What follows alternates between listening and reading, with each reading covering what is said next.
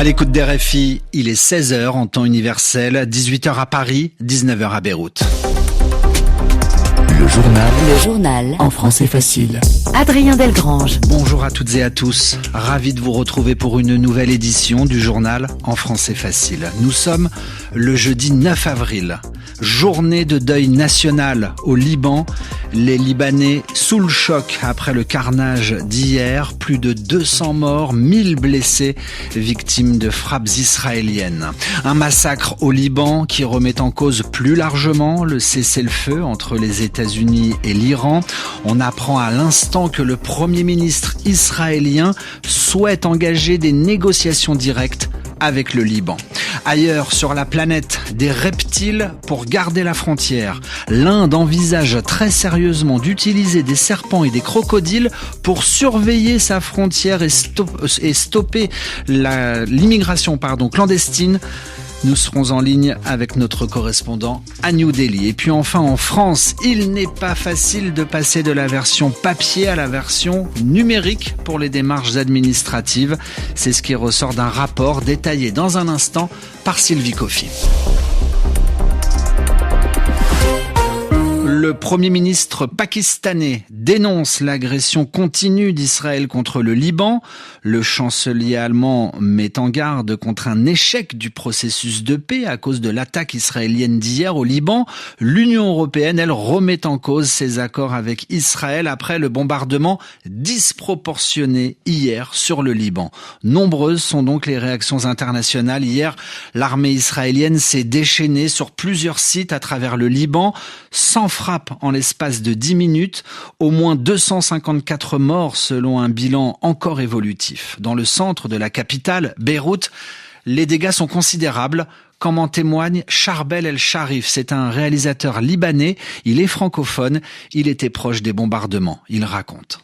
J'ai jamais vu ça de ma vie. Une des journées les plus sanglantes et destructives depuis le début de la guerre, même depuis 2024. C'est hallucinant de voir qu'un État qui dit qu'il se protège, pilonne, détruit, massacre, en hors d'évacuation, dans des endroits qui n'ont jamais été touchés, qui ne sont pas actifs militairement par le Hezbollah. Un massacre, quoi.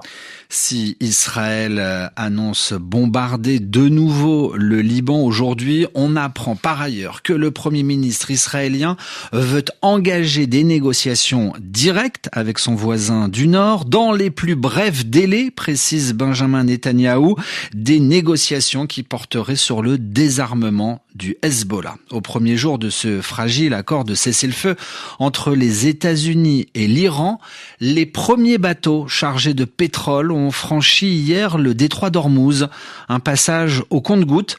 Des centaines de navires sont encore immobilisés dans le Golfe. À leur bord, près de 20 000 marins bloqués. Nicolas Feldman a pu joindre un marin indien bloqué sur un cargo. Depuis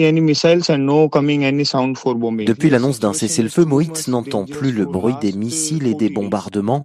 Cet Indien de 23 ans est bloqué avec 4 autres compatriotes à bord d'un cargo iranien et jusqu'à présent, les frappes d'Israël et des États-Unis l'empêchaient de quitter le port.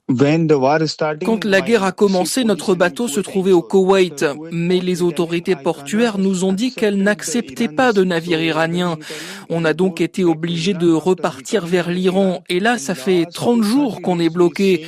On est à quai, dans le même port, on ne peut pas prendre la mer, donc on reste tout simplement à bord du bateau.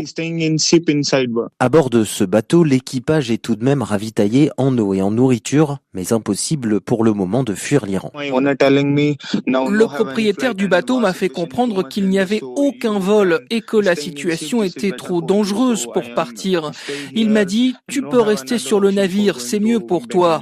Depuis, j'envoie des messages au gouvernement. S'il vous plaît, aidez-nous à quitter l'Iran. Beaucoup d'Indiens sont ici. Faites quelque chose pour nous. On veut tous rentrer en Inde. Moït ne croit pas que le cessez-le-feu puisse durer. Trump, dit-il, parle de la fin de la guerre tous les 2 à 5 jours. Mais plus le temps passe, plus la situation est dangereuse. Un sujet de Nicolas Feldman dans le journal en français facile. RFI à Paris, 18h05.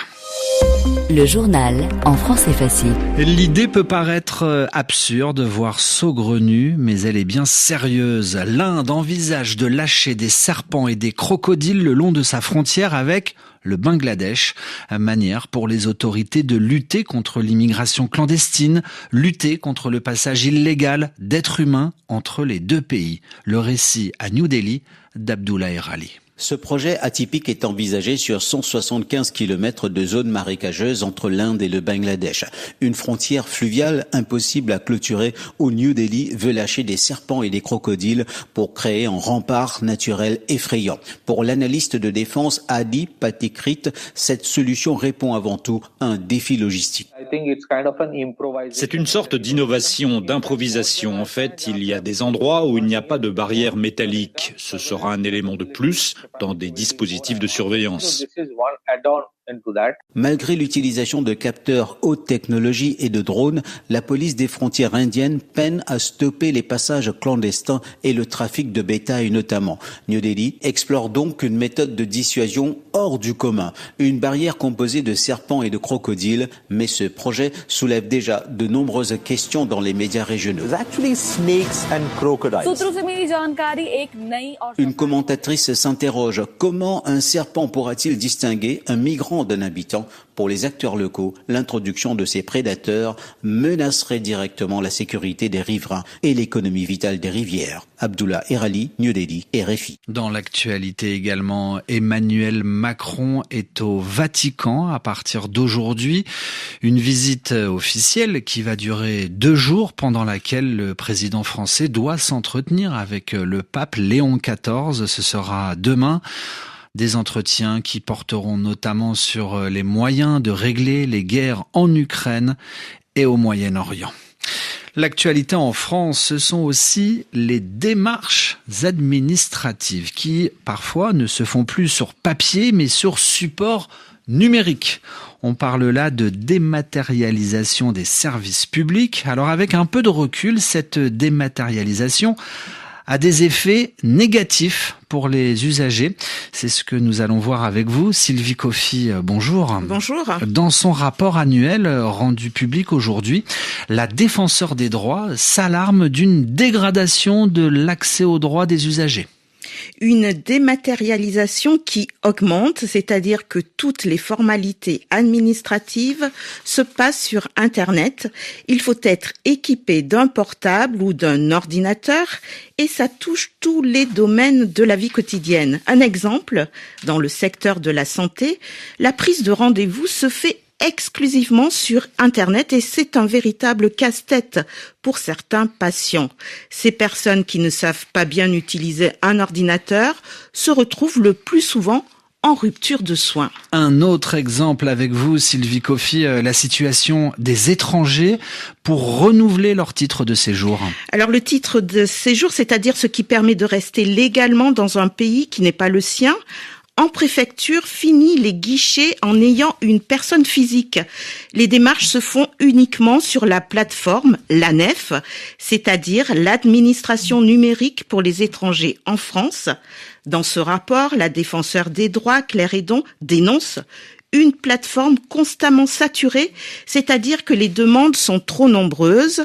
Selon elle, ce sont des milliers de personnes qui sont chaque année placées malgré elles, en situation irrégulière, alors qu'elles avaient précédemment un titre de séjour. Merci beaucoup Sylvie Coffy pour toutes ces précisions. Vous pouvez retrouver toutes ces informations quand vous le souhaitez sur notre site internet rfi.fr. À la page sport, quelques résultats de tennis au Masters 1000 de Monte-Carlo. Alexander Bublik s'est qualifié aujourd'hui pour les quarts de finale comme le Brésilien Joao Fonseca ou encore l'Allemand Alexander Zverev. L'heure de parler football avec vous. Olivier Pron, bonjour. Bonjour Adrien. Alors bonjour quand il n'y a plus de Ligue des Champions, on parle de quoi ? Eh ben on parle du prix Marc-Vivien Faux. Et dites donc, on va révéler dans quelques minutes, dans quelques secondes, la liste des 11 finalistes pour ce prix qui récompense, vous le savez Adrien, le meilleur joueur africain de Ligue 1. Merci beaucoup Olivier Pron. Radio Foot International, tous les jours de la semaine, juste après le journal en français facile.